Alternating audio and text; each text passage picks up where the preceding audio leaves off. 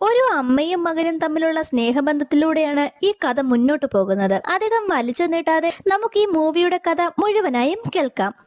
മൂവിയുടെ സ്റ്റാർട്ടിംഗ് സീനിൽ ഒരു വനിതാ ജയിലാണ് കാണിക്കുന്നത്. അവിടെ ഒരു അമ്മ തന്റെ മകന് കഥ പറഞ്ഞു കൊടുക്കുകയാണ്. ഈ അമ്മയ്ക്കും മകനും സ്വന്തമായി പേരോ ഐഡന്റിറ്റിയോ ഒന്നുമില്ല. പല പേരുകളിലാണ് ഇവർ അറിയപ്പെടുന്നത്. അതിനാൽ അമ്മയെ അമ്മയെന്നും കുട്ടിയെ ബാലൻ എന്നും നമുക്ക് വിളിക്കാം. മുൻപ് നടന്ന എന്തോ കേസിന്റെ പേരിലാണ് ഈ അമ്മ ഇപ്പോൾ ജയിലിൽ കഴിയേണ്ടി വന്നത്.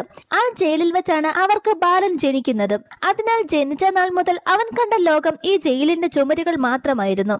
അന്നേ ദിവസം ആ അമ്മയുടെ ശിക്ഷാ കാലാവധി പൂർത്തിയായി അമ്മയും മകനും ജയിലിൽ നിന്ന് പുറത്തിറങ്ങുകയാണ്. അവർ ജയിലിൽ നിന്നും പോകാൻ തുടങ്ങുമ്പോൾ ഷംനാത്ത എന്നൊരു തടവുകാരി ആ അമ്മയെ വിളിക്കുന്നു.